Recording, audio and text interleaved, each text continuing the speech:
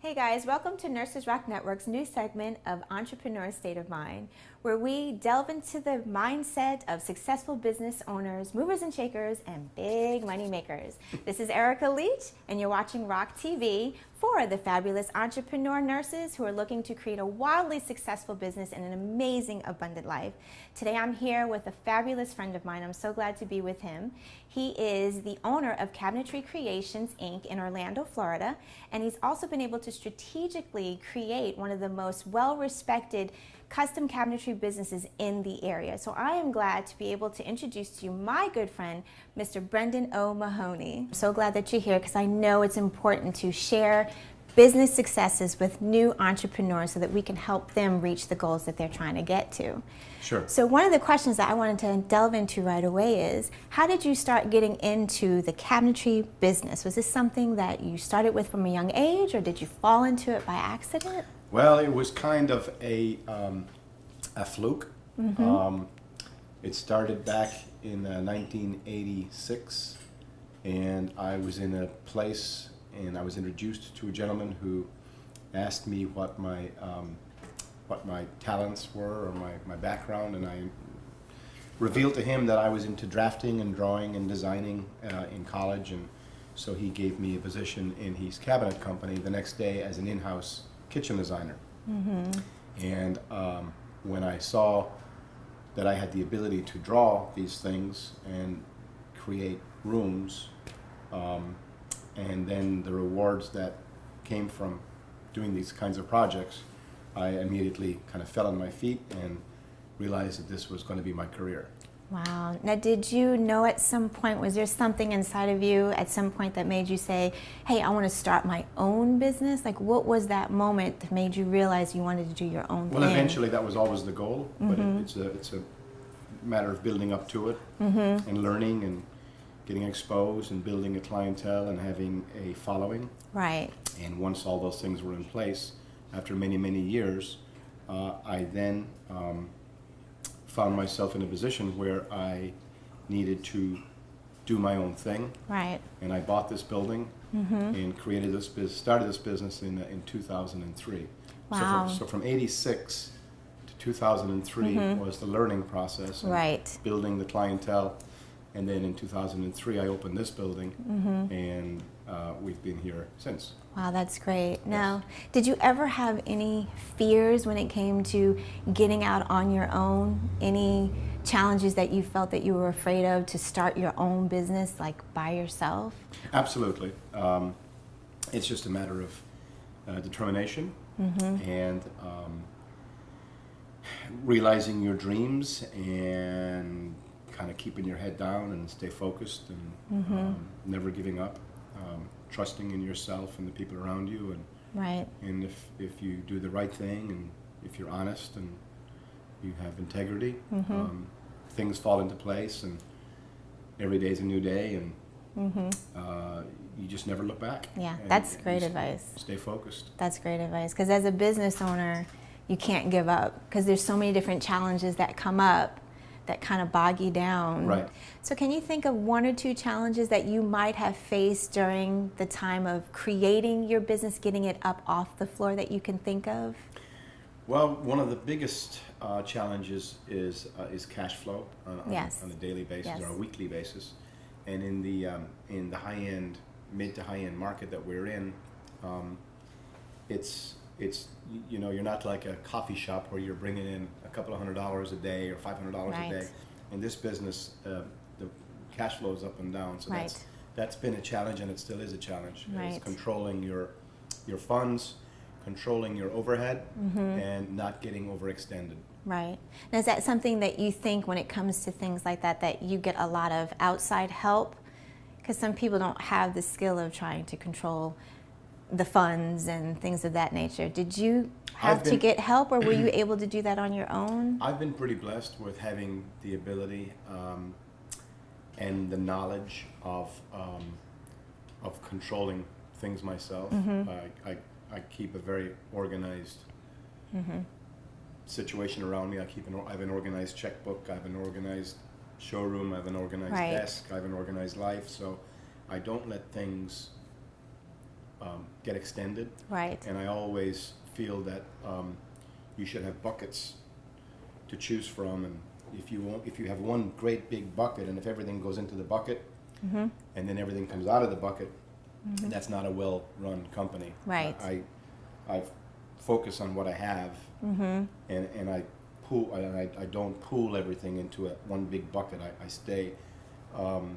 I micromanage. Right. Not just the cash, but the business in general. Right. And I do it myself. Okay. I do have a very talented CPA, and I've got an attorney, but they're just there if I need them. I pretty much have been able to control everything myself. Right.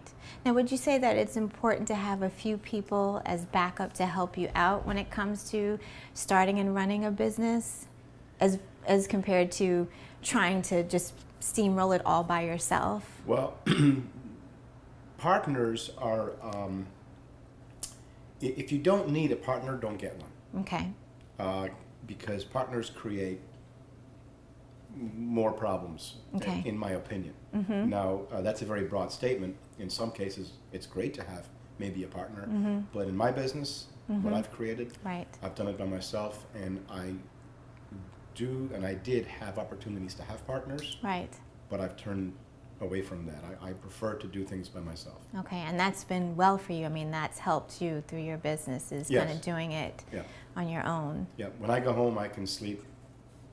I'm not worried about anybody watching me, and it's all good. Right. And so what do you think, like, can you think of 3 characteristics for an entrepreneur that they should try to have or think about having in order to run a business? Because I know it's very tough. There's a lot of up and downs. You never know what's going to happen. Things are kind of all over the place. Right. Is there 3 things that you can think of that an entrepreneur should try to either work on or that it would be good to have naturally? Well, there's probably more than 3 things. Maybe there's less than 3 things. Right. So hard work. Yes. You have to work very hard. As I said earlier, you just believe in yourself and believe in what you do, and have faith, and offer value to your clients. Yeah. Like, you never want to be, you want to know, you want to control your own destiny. Yes. And I've built this business on having the ability to deliver, because if you look at, for example, you asked me for 3 things. Well, if you take 10 things, for example, 1 could be quality. Yes. 2 could be versatility. 3 could be price. 4 could be,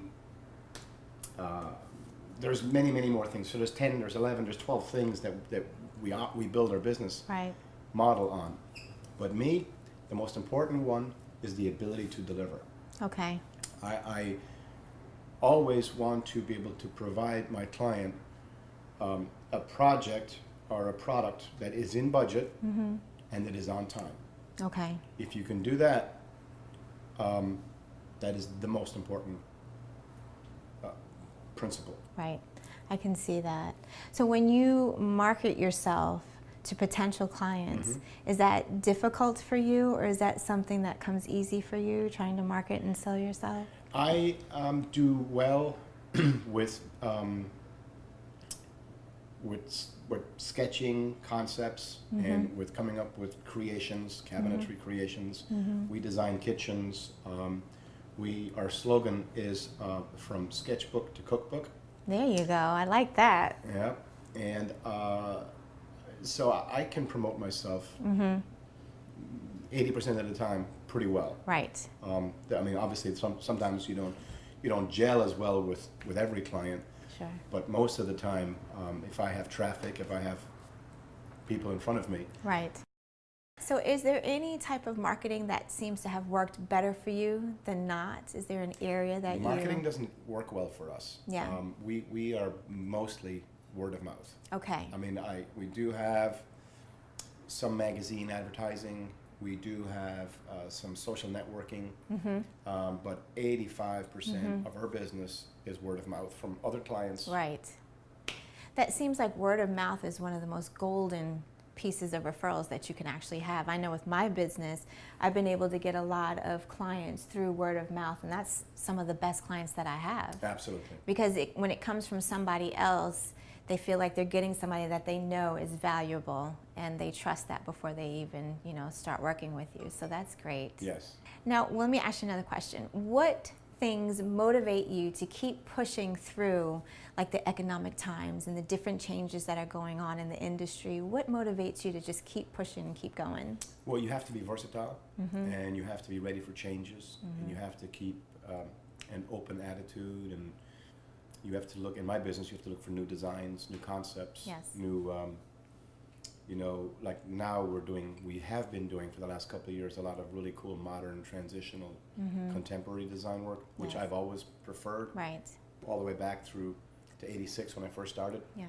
But nowadays the market is calling for simple, clean, Right. horizontal, Right. and so you want to always stay up on the Europeans.